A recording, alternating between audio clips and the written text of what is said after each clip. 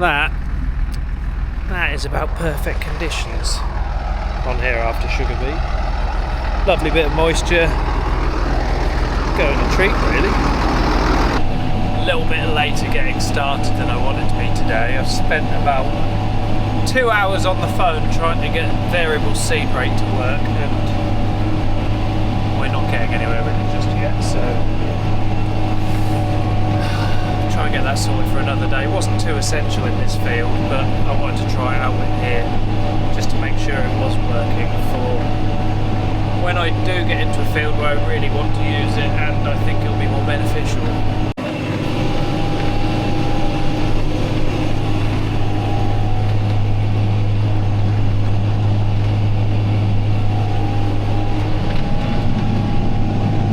Getting along nicely now. Nearly 8 hectares into the field. Nice sensible seed rate at this time of year, so you can cover a few hectares before you need to fill up again.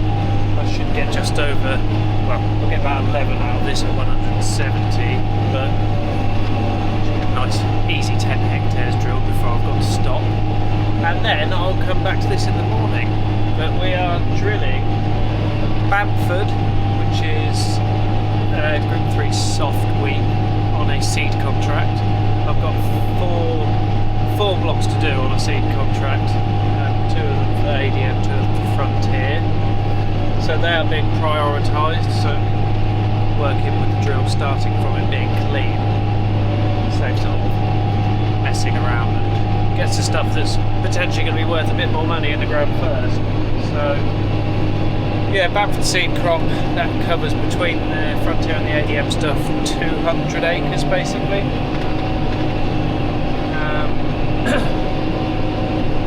After that I'll be sticking with Bamford, just some home safe stuff. I've got 2 other varieties to try this year, some Solitaire, which is a very similar variety to the Bamford, and some Hexton, which I managed to get some from one field, which is a Group 4 soft I think.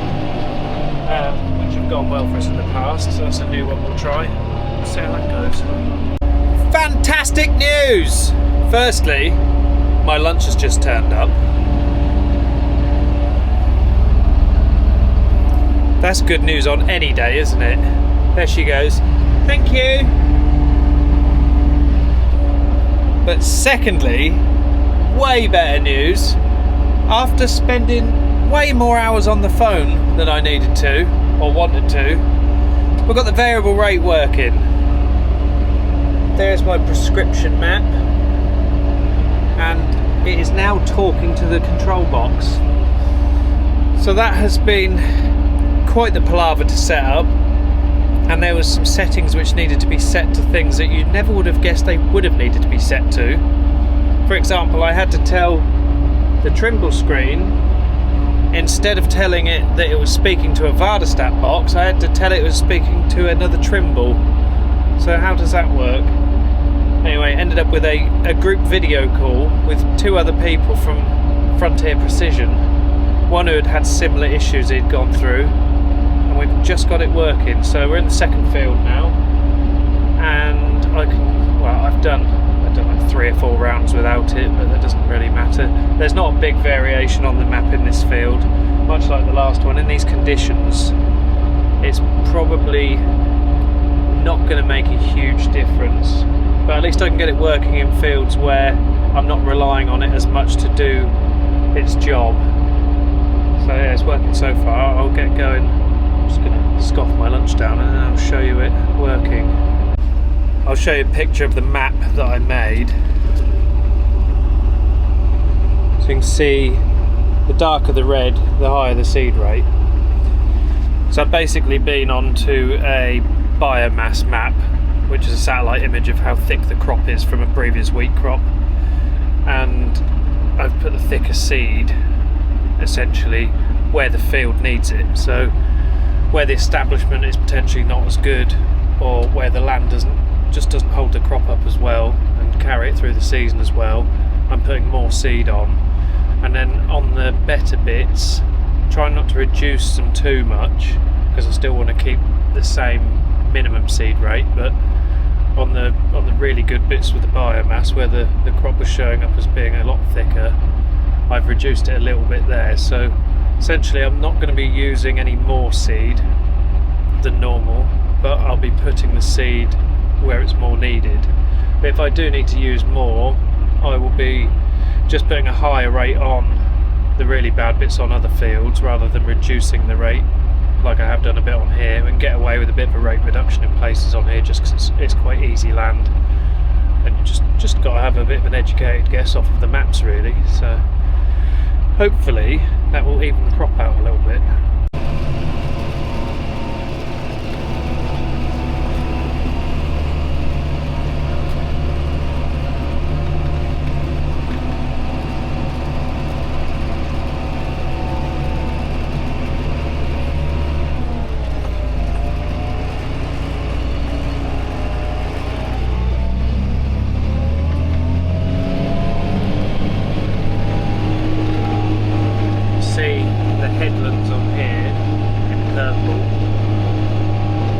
So I've got the highest rate on the headlands at each end of the field, which you would have seen on that little map on my phone as well, about 200 kilos a hectare. So again, it is good conditions this year, and we will be pulling the headlands up before I drill them. But headlands obviously is where you turn around, that's where traffic runs in and out of the field, so the soil structure is usually in the worst condition on the headlands, so just to give them a little bit of an extra chance, I've gone with the highest seed rate. On the on the maps on the combine, the yield maps, headlands are always a weak point for us. So yeah, try and build that up a little bit with a little bit of extra seed.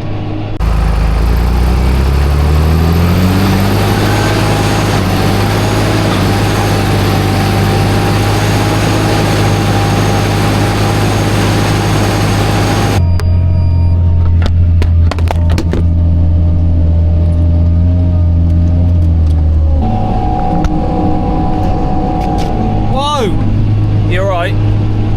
Bit of a change of tactics on that.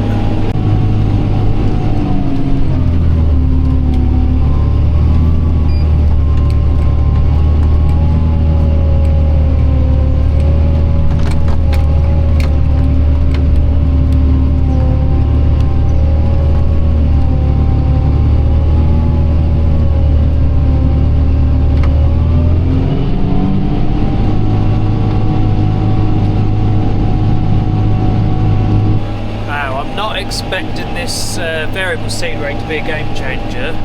However, if we can get marginal gains in some of these fields, we'll take that as a win.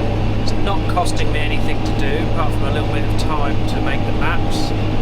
I've got the equipment to do it, so I might as well give it a go.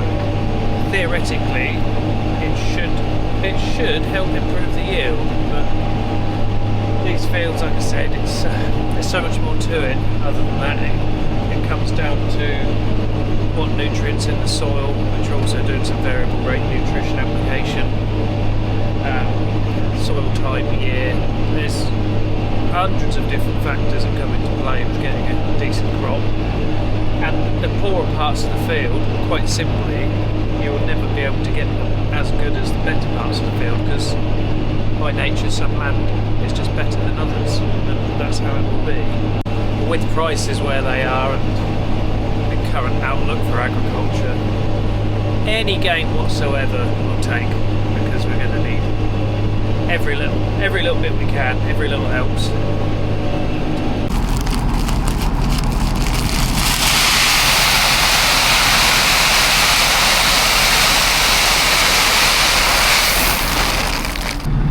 I do wonder sometimes if the people at the seed processing plants just think, I'm going to do the loop up on the bottom of the bag just unnecessarily tight, so that you can't pull it undone.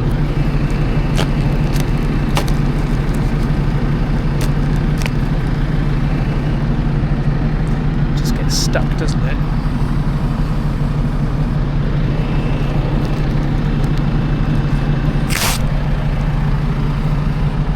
Good job I got a knife handy.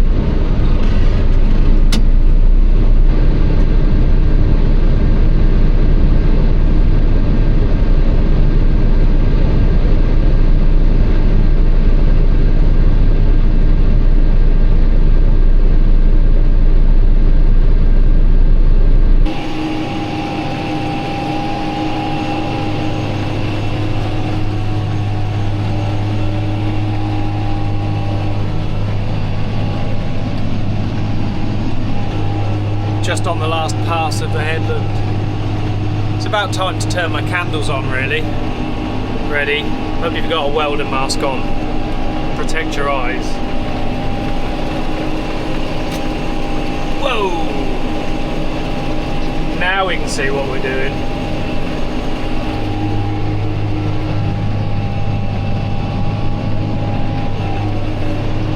Anyway, just got a little strip to do across the road to finish off for the evening, and I've got everything in position at the next yard to carry on the next field tomorrow.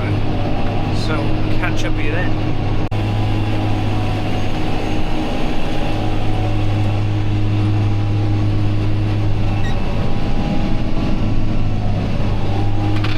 Bit of a different day today. Where's this fog come from?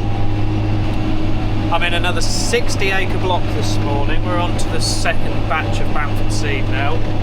I've given the variable rate a miss for this field purely because I haven't really got enough seed to do what I want to do with it. I don't want to drop the rates anywhere in this field. I only want to increase them in certain areas. I just haven't got enough spare seed to do that, so I'm giving that a miss. Had a look at some maps this morning, and to be fair, it wasn't that uneven on the yield data come harvest, so hoping if we get a nice even establishment, which is mainly a case of trying to find the moisture in the heavier bits on here, which I'm managing to do. Going to roll in tight behind as well, then we should be alright.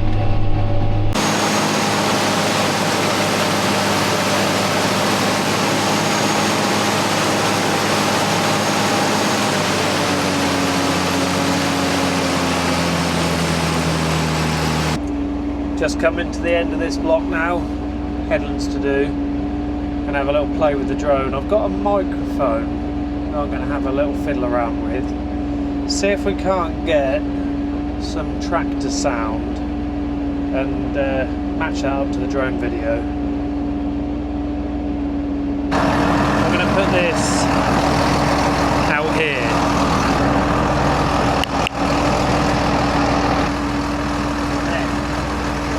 This one in here. I'm not sure what this will end up with, but it'll be interesting to have a little play with.